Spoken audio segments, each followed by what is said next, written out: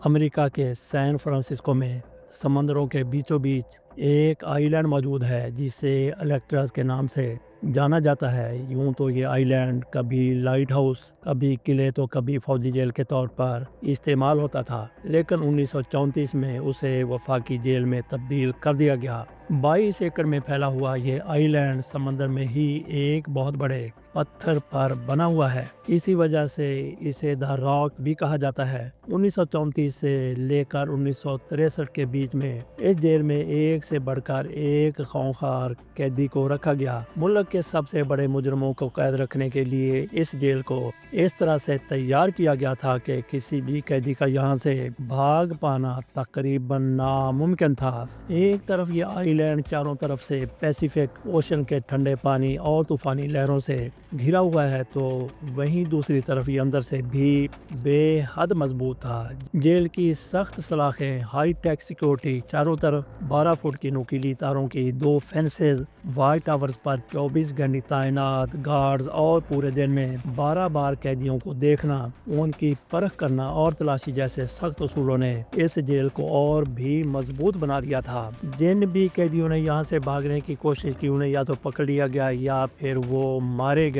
الیکٹراز کے اسی حد سے زیادہ سیکیورٹی کی وجہ سے اسے دا ان اسکیپیبل پریزن کا درجہ حاصل تھا، یعنی ایک ایسی جیل جہاں سے بھاگا نہیں جا سکتا تھا۔ لیکن 12 جون 1962 کی صبح اپنے ساتھ ایک ایسی خبر لے کر آئی جس نے اس جیل کے رتبے اور اس کی سیکیورٹی کو مٹی میں ملا کر مٹی کر دیا۔ دنیا کی سب سے مضبوط جیل توڑی جا چکی تھی۔ ایک نہیں تین قیدی رات کے اندھیرے میں پولیس کی ناک کے نیچے سے فرار ہو چکے تھے۔ پیچھے رہ گئے تھے تو بس ان کے نقلی پتلے جو پولیس کی ناکامی پر مسکرا رہے تھے۔ جیل کا چپا چپا چھان مارا گیا، چاروں طرف سمندر میں تلاشی لی گئی، لیکن پولیس کو بھاگے ہوئے قیدیوں کا سایہ تک نہیں مل سکا۔ پولیس کیا ایف آئی اے اور یو ایس مارشل جیسی امریکہ کی ٹاپ لیول ایجنسیز نے بھی انہیں ڈھونڈنے میں ایڑی چوٹی کا زور لگا دیا، لیکن نہ تو بھاگے ہوئے قیدیوں کی لاش ملی اور نہ ہی انہیں زندہ گرفتار کیا جا سکا۔ آج 60 سال سے زیادہ سالوں بعد بھی یہ ایک معمہ ہے، ایک پہیلی ہے جس کی گتھیوں کو سلجھایا نہیں جا سکا۔ تاریخ کی سب سے مضبوط جیل توڑ کر بھاگنے والوں کے 4 اہم کردار ہیں،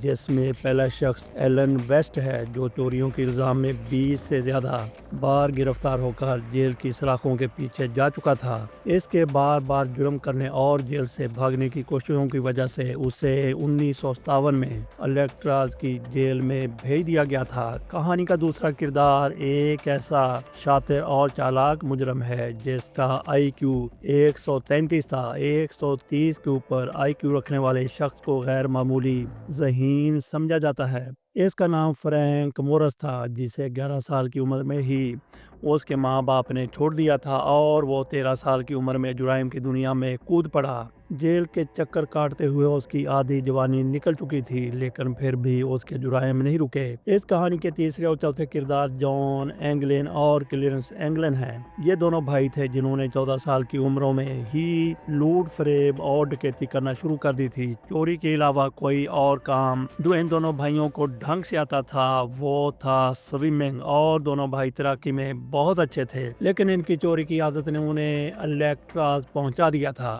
ایلن ویسٹ، فرینک مورس اور اینگلن برادرز، ان چاروں قیدیوں میں 2 باتیں ایک جیسی تھیں۔ پہلے یہ کہ چاروں ہی چور تھے، اور دوسری یہ کہ الیکٹرا جیل آنے سے پہلے یہ جن جیلوں میں بند تھے یہ وہاں سے بھاگنے کی کئی بار کوشش کر چکے تھے، اس لیے انہیں الیکٹراز کی مضبوط جیل میں لایا گیا تھا جہاں سے کوئی بھی بھاگ نہیں پایا تھا۔ لیکن نہ تو پولیس آفیسرز نے اور نہ ہی الیکٹراز کو مضبوط ترین جیل کہنے والوں نے شاید خواب میں بھی سوچا ہوگا کہ یہ قیدی وہ کر دکھائیں گے جو اس سے پہلے کوئی نہیں کر پایا تھا، اور الیکٹراز کی شان اور رتبے پر ہمیشہ ہمیشہ کے لیے ایک بدنما داغ لگ جائے گا۔ ایک جیسی فطرت ہونے کی وجہ سے چاروں قیدیوں کو دوست بننے میں وقت نہیں لگا۔ میس میں کھانا کھانا ہو، کسی ایکٹیویٹی میں حصہ لینا ہو یا پھر فٹیگ کا کوئی کام کرنا ہو، یہ جب بھی اپنی اپنی سیل سے سے باہر ہوتے تو ایک دوسرے کے نزدیک رہ کر سب کی نظر سے بچتے ہوئے پھس پھسا کر الیکٹراز سے بھاگنے کی بات کرتے۔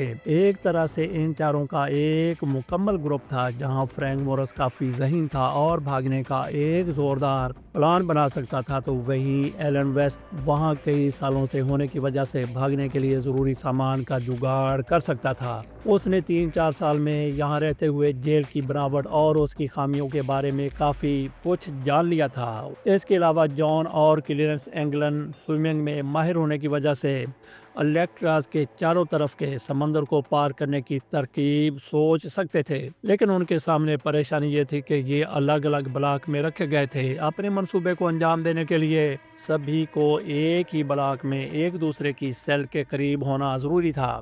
ساتھ ہی حیرت انگیز طور پر انہوں نے یہ بھی پتہ کر لیا تھا کہ بلاک بھی ہی ایسی جگہ ہے جس کے اوپر کی وینٹیلیشن شافٹ کنکریٹ سے سیل نہیں ہے، یعنی اگر کوئی بھاگنے کا چانس تھا تو بلاک بھی میں رہ کر ہی ہو سکتا تھا۔ اس لیے بہت چالاکی سے کام لیتے ہوئے انہوں نے کسی طرح جیل سٹاف کو منا لیا اور چاروں قیدی بی بلاک میں ایک دوسرے کے آس پاس والی سیلز میں منتقل ہو گئے۔ انہوں نے اپنا پہلا ہدف حاصل کر لیا تھا اور اب چاروں نے وہاں سے بھاگنے کا پلان بنانا شروع کر دیا۔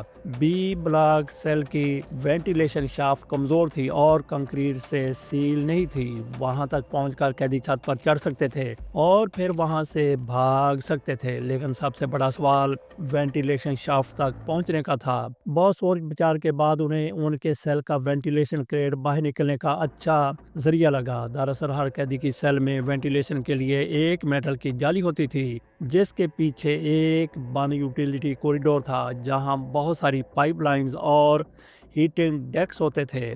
وہاں بہت کم بار کسی کا آنا جانا ہوتا تھا۔ سیلز کے پیچھے کے اس بند کوریڈور میں اسی وجہ سے کوئی گارڈ نہیں ہوتا تھا، ساتھ ہی اس سے ہو کر چھت کی وینٹیلیشن شافٹ تک جایا جا سکتا تھا۔ انہوں نے پلان بنایا کہ اگر کسی طرح ان کے سیل کی وینٹیلیشن کریٹس کو توڑ کر اس کے آس پاس کے حصے کو بڑا کر دیا جائے تو اس کے ذریعے سیل سے کوریڈور کی طرف نکلا جا سکتا ہے۔ اس پلان کے بعد چاروں قیدیوں نے وینٹیلیشن گریٹس کے چاروں طرف کنکریٹ کی 8 انچ موٹی مضبوط دیوار کو کھودنا شروع کر دیا۔ انہوں نے اس کے لیے کچن سے چرائی گئی میٹل کی چمچیوں کا استعمال کیا۔ ساتھ ہی اس عمل کو تیز کرنے کے لیے انہوں نے ویکیوم کلینر موٹر سے ایک ڈرل مشین بھی تیار کر لی۔ دیوار کو کھودنے کا کام میوزک بجنے کے وقت کیا جاتا، جب سبھی قیدیوں کے لیے جیل میں ہر دن 1 گھنٹے کے لیے تیز آواز میں میوزک بجتا۔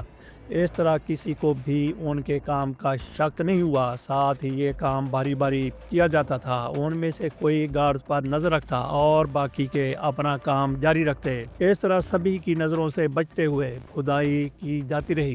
دن، ہفتے اور کئی مہینے گزر جانے کے بعد چاروں نے آخر کار اپنی اپنی سیل میں سنک کے نیچے موجود وینٹیلیشن کریٹس کے آس پاس اتنا بڑا سوراخ کر لیا کہ وہ آسانی سے وہاں سے پیچھے بند کوریڈور میں نکل سکتے تھے۔ ان سوراخوں کو چھپائے رکھنے کے لیے انہوں نے میوزک انسٹرومنٹس، کچھ بڑے سائز کے آبجیکٹس اور کارڈ بورڈ سے بنائے نقلی وینٹیلیشن کریٹس کا استعمال کیا تاکہ باہر سے دیکھنے پر سیل کے اندر سب کچھ نارمل لگے۔ ان کے نکلنے کے لیے ایک طرح سے ٹنل تو تیار ہو چکی تھی اور اب اگر وہ چاہتے تو کسی بھی رات وہاں سے وینٹیلیشن شافٹ تک پہنچ کر اسے کھول کر چھت پر جا سکتے تھے اور وہاں سے گارڈز کی نظروں سے بچتے بچاتے بھاگ سکتے تھے، لیکن وہ اس طرح الیکٹراز سے باہر نکل بھی لیتے تب بھی ان کے سامنے خطرناک سمندر تھا، جس کی وجہ سے ابھی تک کے سارے فرار ہونے والے قیدی ناکام رہے تھے۔ اس لیے ان چاروں نے صبر رکھتے ہوئے ٹھنڈے پانی اور طوفانی لہروں کو پار کرنے کے لیے لائف جیکٹ، بوٹ اور پیڈل جیسے ضروری سامان بنانے کا فیصلہ کیا۔ یہ سب بنانے کے لیے انہوں نے وینٹیلیشن کی جگہ کیے سوراخ سے نکل کر کوریڈور کے راستے اپنی سیل بلاک کے اوپر ایک سیکرٹ ورکشاپ بنانے کا فیصلہ کیا، جہاں وہ چھپ کر اپنے کام کو انجام دے سکتے تھے۔ لیکن ایسا کرنے میں مشکل اس بات کی تھی کہ وہ اگر اپنی سیل سے باہر رہ کر یہ کام کرتے تو انہیں ان کی سیل میں نہ دیکھ کر گشت لگانے والے گارڈز کو ان کے بھاگنے کا پلان معلوم پڑ جاتا۔ اس لیے گارڈز کو چکمہ دینے کے لیے انہوں نے پلاسٹر، ٹائلٹ پیپر، صابن اور ٹوتھ پیسٹ سے ڈمی ہیڈ تیار کیا اور انہیں زیادہ حقیقت پسندانہ بنانے کے لیے ان پر پینٹ کر دیا گیا اور سر پر بال لگا دیے گئے، جنہیں کلیرنس انگلینڈ نے جیل سیلون سے قیدیوں کے بال کاٹنے کے دوران اکٹھا کیا تھا۔ اب جب بھی انہیں رات کے وقت سیل سے باہر رہ کر یوٹیلیٹی کوریڈور کے اندر اپنی خفیہ ورکشاپ میں کام کرنا ہوتا تو اپنے پتلے کو بیڈ پر سلا کر اسے گردن تک کمبل میں ڈھک دیتے، جس کے اندر باڈی کی شیپ میں کپڑے بھرے ہوتے تھے۔ سیل کے باہر سے دیکھنے پر گارڈ کو یہی لگتا تھا کہ قیدی سو رہے ہیں۔ اس طرح سیل سے باہر رہنے کا نسخہ نکال کر چاروں شاطر قیدیوں نے بھاگنے کے لیے اپنی خفیہ ورکشاپ میں کئی ضروری سامان بنانے شروع کر دیے۔ انہوں نے کچن، لانڈری اور ورکشاپ سمیت کئی جگہوں سے بہت سارا سامان چوری کیا اور کئی ضروری چیزیں تیار کر لیں۔ انہوں نے 50 سے زیادہ رین کوٹ اور لائف جیکٹس اور ربر رافٹ کو تیار کر لیا تھا، جس کا آئیڈیا انہیں ان کے پاس موجود ایک میگزین سے ملا تھا۔ اس ربر رافٹ کو پھلانے کے لیے فرینک مورس نے ایک میوزیکل انسٹرومنٹ کورسٹینا کا استعمال کیا، جسے وہ اکثر بجاتا رہتا تھا۔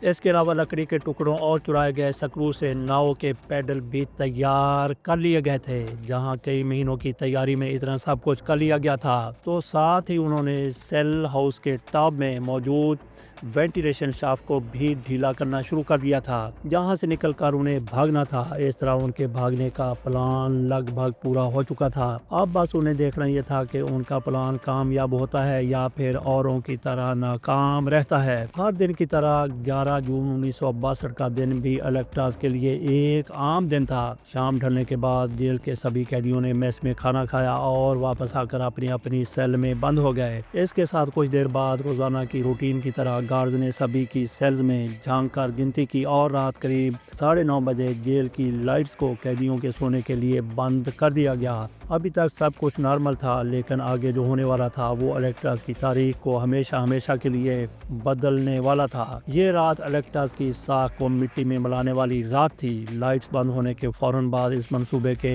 لیڈر فرینک مورس نے اپنے ساتھیوں کو بتایا کہ آج رات ہی اپنے پلان کو انجام دیتے ہوئے وہاں سے بھاگنا ہوگا، جس کے بعد انہوں نے اپنی سیل میں وینٹیلیشن کی جالی کو ہٹا کر اس کے چاروں طرف کنکریٹ سیمنٹ کو ہٹانا شروع کر دیا، جسے وہ اکثر اندر جانے کے لیے لگا دیا کرتے تھے۔ فرینک مورس، جو انگلینڈ اور کلینس انگلینڈ کچھ ہی دیر میں سیل سے نکل کر پیچھے کوریڈور میں آ گئے، لیکن ایلن ویسٹ ابھی بھی وینڈ کے پاس کی سیمنٹ کو ہٹانے میں لگا ہوا تھا۔ وہ سخت ہو چکی تھی۔ اسے وقت دیتے ہوئے باقیوں نے اپنے خفیہ ٹھکانے سے سارا سامان اکٹھا کرنا شروع کر دیا۔ سب کچھ تیار ہو چکا تھا، لیکن ویسٹ ابھی دیوار کے سوراخ کو پورا نہیں کھول پایا تھا جس سے وہ باہر آ پاتا۔ اس کے ساتھیوں نے دیوار کی پچھلی سائڈ سے کچھ مدد کرنے کی کوشش کی۔ آج قسمت ان کے دوست ایلن ویسٹ کے ساتھ نہیں تھی۔ جب بہت وقت گزر گیا تو ان تینوں نے اپنے ساتھی کو پیچھے چھوڑنے کا فیصلہ کیا اور آگے بڑھ گئے۔ تینوں قیدیوں نے سارا سامان لاد کر 30 فٹ اوپر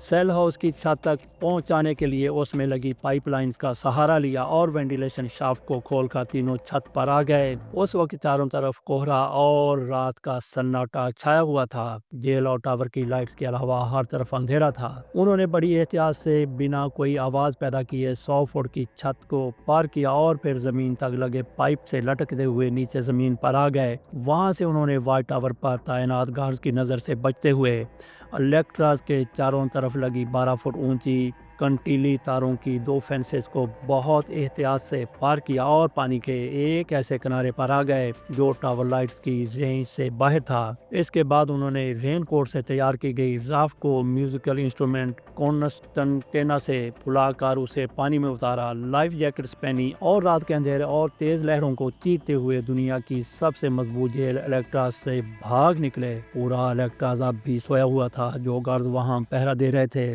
انہیں بھنک تک نہیں لگی کہ ان کی ناک کے نیچے سے 3 قیدی فرار ہو چکے ہیں، لیکن اس بیچ ایک شخص تھا جس کے سینے پر قیامت گزر رہی تھی۔ وہ شخص تھا ایلن ویسٹ، جو کئی گھنٹوں کی مشقت کے بعد اپنی سیل سے نکلنے میں کامیاب ہو چکا تھا، لیکن جب وہ چھت پر آیا اور اس نے وہاں سے چاروں طرف جھانک کر دیکھا تو اسے پتا چلا کہ اب کافی دیر ہو چکی ہے اور اس کے ساتھی اس کے بنا ہی الیکٹراز سے بھاگ چکے ہیں۔ وہ بہت بھاری دل کے ساتھ واپس اپنی سیل میں لوٹ آیا۔ 12 جون 1962 کی صبح کا سورج الیکٹراز کے لیے ایک ایسی خبر آیا جس نے پورے امریکہ کو ہلا کے رکھ دیا۔ صبح جب دیر صاف نے گنتی کے لیے سبھی کو اکٹھا کیا تو 3 قیدی گنتی میں کم تھے۔ گارڈز ان کی سیل کی طرف گئے، انہوں نے باہر سے دیکھا کہ تینوں کمبل میں سو رہے ہیں۔ ان کی آواز لگانے پر بھی جب کوئی حرکت نہیں ہوئی تو سیل کو کھولا گیا۔ اندر گھس کر گارڈز نے جیسے ہی چلاتے ہوئے قیدی کے سر پر ڈنڈا مارا، سر دھڑام سے نیچے زمین پر آ گرا اور اس کی ناک ٹوٹ گئی۔ یہ وہی پتلے تھے جو تینوں اپنے اپنے بیڈز پر چھوڑ گئے تھے۔ اس کے بعد کمبل ہٹا کر دیکھا گیا تو کپڑے اور تولیہ ان میں ٹھونسے ہوئے تھے۔ سامنے وینٹ کے پاس جا کر دھیان سے معائنہ کیا گیا۔ گارڈ نے دیکھا کہ دیوار میں ایک بڑا سا سوراخ تھا جو پیچھے بند یوٹیلیٹی کوریڈور کی طرف کھلتا تھا۔ گارڈز اس کے اندر گھسے جہاں کچھ ہی دوری پر انہیں قیدیوں کی خفیہ ورکشاپ بھی ملی اور اوپر وینٹیلیشن شافٹ سے نکل کر چھت پر انہیں بھاگے ہوئے قیدیوں کے پیروں کے نشان بھی دکھ گئے۔ گارڈز کو سارا ماجرا سمجھ آ چکا تھا کہ 3 قیدی جیل توڑ کر فرار ہو چکے ہیں۔ فوراً الارمز بجا کر پورے الیکٹراز کو لاک ڈاؤن کر دیا گیا اور جیل کے کونے کونے میں انہیں ڈھونڈنے کی کوشش کی جانے لگی۔ پولیس کے علاوہ وہاں ایف بی آئی اور آرمی بھی آ پہنچی۔ ایک بڑے اسکیل پر سرچ آپریشن شروع ہو گیا۔ الیکٹراز کے آس پاس کی زمین اور سمندر سب کھنگا لیا گیا لیکن بھاگے ہوئے قیدیوں کا کوئی پتہ نہیں چل سکا۔ اس دوران ایلن ویسٹ سے بھی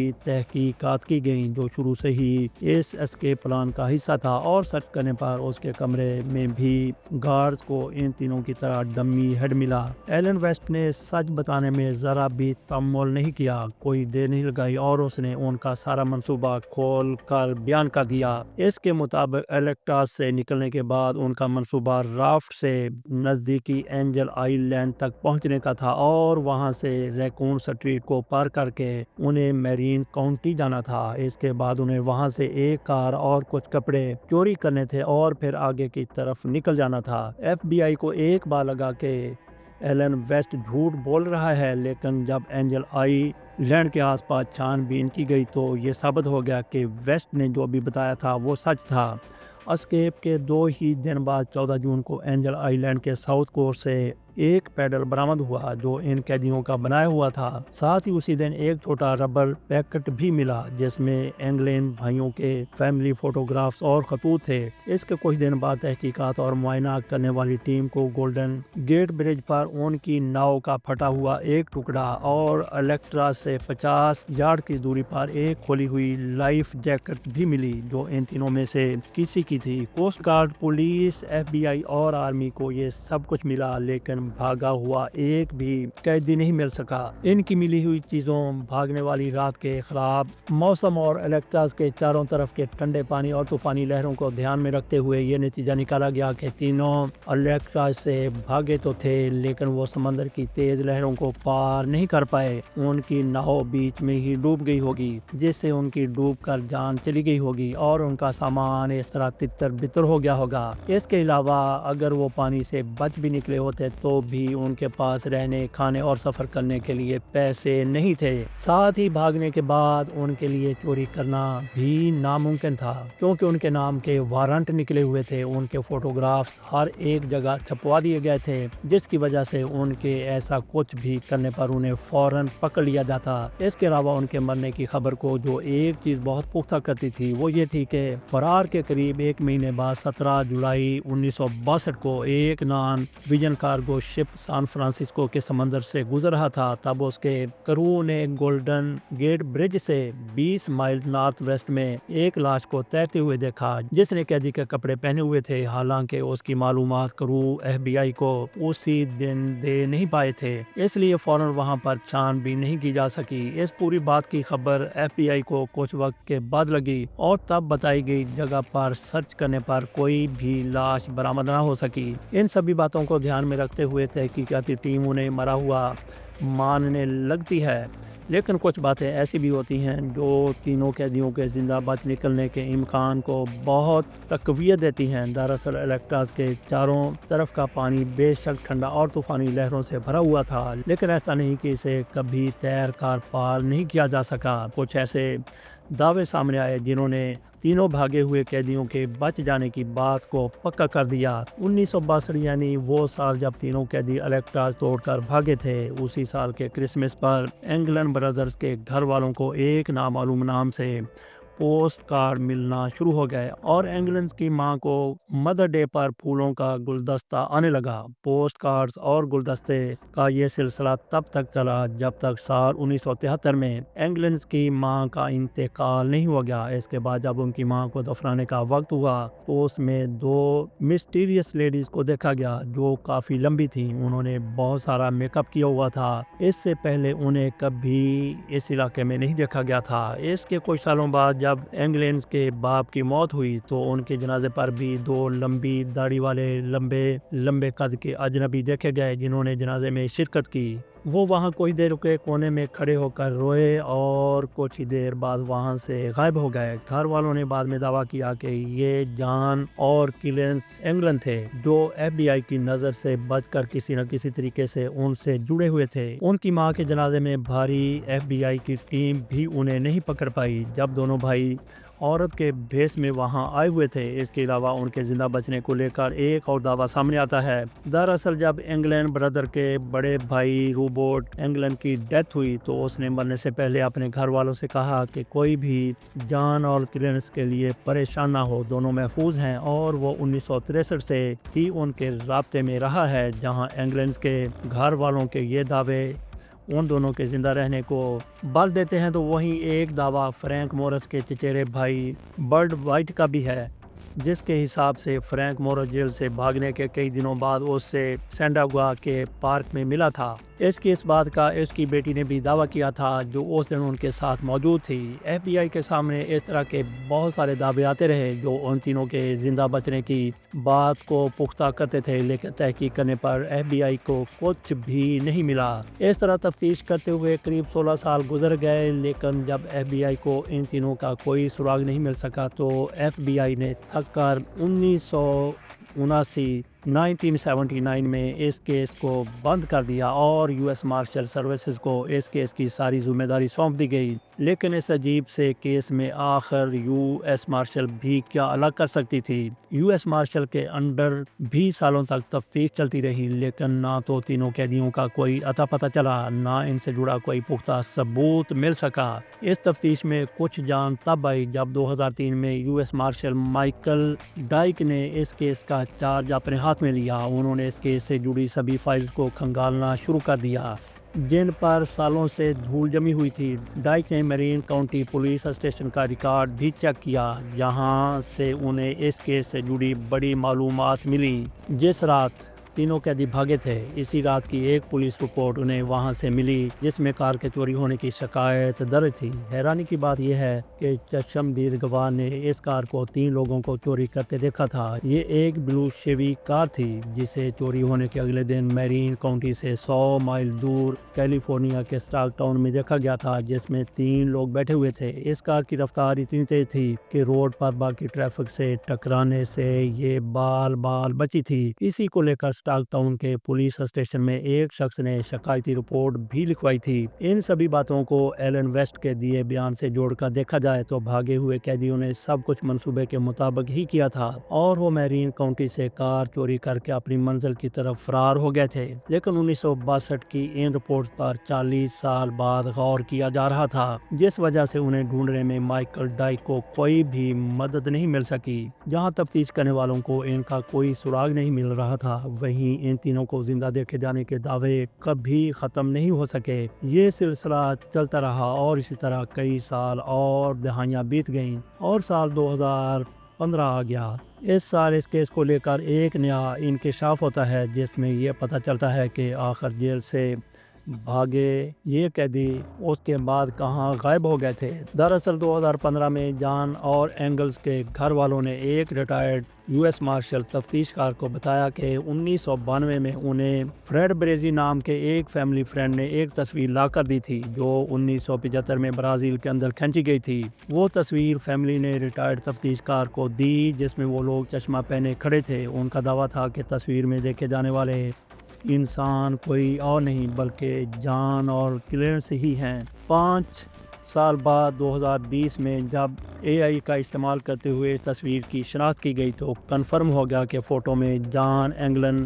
اور کلینس اینگلن ہی تھے، لیکن یہ فوٹو 1975 کی تھی، اس لیے انہیں ڈھونڈنے میں اس سے کوئی مدد نہیں مل سکی۔ اس کے بعد 2016 میں ایک اور واقعہ سامنے آتا ہے جب ایک آدمی اپنے مرنے سے چند منٹ پہلے اپنی نرس کو بتاتا ہے کہ اس نے الیکٹراز جیل سے ان 3 قیدیوں کو بھاگنے میں مدد کی تھی، جن کے نام فرینک مورس، جان اینگلن اور کلینس اینگلن تھے۔ اس نے بتایا کہ اس رات وہ اور اس کا ساتھی الیکٹراز سے کچھ دوری پر ایک وائٹ بوٹ میں کچھ قیدیوں کے بھاگنے کا انتظار کر رہے تھے۔ منصوبہ پہلے سے بنا ہوا تھا اور ان تینوں کے وہاں پہنچنے پر انہیں اوپر کھینچ کر بوٹ میں سوار کر لیا گیا۔ اس کے بعد وہ رات کے اندھیرے میں وہاں سے بھاگ نکلے۔ دراصل اس سے ہی جڑی ایک انفارمیشن رابرٹ کیکی نام کے ایک پولیس مین نے اس فرار کے صرف کچھ دن بعد ہی FBI کو دی تھی۔ اس نے بتایا تھا کہ اس رات جب وہ آف ڈیوٹی تھا تب اس نے مرینا گرین کے ایک اپنی کار میں بیٹھے ہوئے الیکٹراز سے کچھ دوری پر ایک سفید بوٹ کو دیکھا تھا۔ بوٹ میں کوئی روشنی بھی نہیں تھی، اس لیے ہو سکتا ہے کہ اسی بوٹ کے سہارے وہ تینوں بھاگے ہوں، لیکن اس کے ضروری پوائنٹ کو FBI نے کوئی خاص توجہ نہ دے کر کوئی ضروری چھان بھی نہیں کی تھی۔ 3 قیدیوں کا الیکٹراز سے بھاگ نکلنے کا یہ کارنامہ سال در سال موڑ لیتا رہا۔ 2018 میں سان فرانسسکو پولیس نے ایک ایسا انکشاف کیا جس نے سبھی کو اور بھی حیرت میں ڈال دیا۔ پولیس نے بتایا کہ انہیں 2013 میں ایک خط ملا جس میں لکھنے والے کا نام جان اینگلن لکھا ہوا تھا۔ اس خط میں بتایا گیا تھا کہ تینوں قیدی 1962 کی جون کی رات الیکٹراز سے زندہ بھاگ نکلے تھے اور FBI کی نظروں سے بچتے ہوئے الگ الگ جگہوں پر چھپ کر رہتے تھے۔ خط میں آگے لکھا تھا کہ فرینک مورس 2008 میں اور کلینس اینگلن 2011 میں مر چکا ہے اور اب وہ خود 83 سال کا ہو چکا ہے اور ایک خفیہ جگہ پر رہتے ہوئے کینسر سے لڑ رہا ہے۔ اس نے اتھارٹی سے اپیل کی کہ اگر اس کے میڈیکل ٹریٹمنٹ کا وعدہ کیا جائے تو وہ سرنڈر کرنے کو تیار ہے۔ اس خط نے تفتیش کاروں کو بھاری الجھن میں ڈال دیا تھا۔ جان کے فنگر پرنٹ DNA اور ہینڈ رائٹنگ کے ذریعے خط کا معائنہ کیا گیا، لیکن اتھارٹیز کو غیر حتمی نتائج کا سامنا رہا جس سے کوئی نتیجہ نہیں نکل سکا۔ 11 جون 1962 کی رات تینوں قیدی بھاگ کر کہاں نکلے، اس کا پتہ آج تک نہیں چل سکا۔ یہ سوال کہ وہ کہاں گئے، زندہ رہے یا نہیں، اور اگر وہ مرے تو ان کی لاشیں کیوں نہیں ملی، ان سبھی سوالوں کا جواب آج تک امریکی ایجنسیوں کے پاس نہیں ہے۔ یہ کیس آج 65 سال کے بعد بھی حل نہیں ہو سکا اور اس پر آج بھی کام جاری ہے۔ یہ کیس تب تک کھلا رہے گا جب تک تینوں قیدی پکڑے نہیں جاتے، ان کی ڈیڈ باڈیز نہیں مل جاتی یا پھر ان کی عمر 99 سال نہیں ہو جاتی۔ یہ تجسس سے بھرا ایسا معاملہ ہے جس نے نہ صرف FBI اور US مارشل سروس کی نیند اڑا دی بلکہ الیکٹراز جیل پر تالا لگانے کی ایک بڑی وجہ بھی بنا۔ تینوں قیدیوں کے فرار ہونے کے صرف 9 مہینے بعد 21 مارچ 1963 کو الیکٹراز جیل ہمیشہ کے لیے بند کر دی گئی۔ کبھی خونخوار مجرموں کو قید رکھنے والا الیکٹراز جیل آج محض ایک ٹورسٹ پلیس بن چکا ہے۔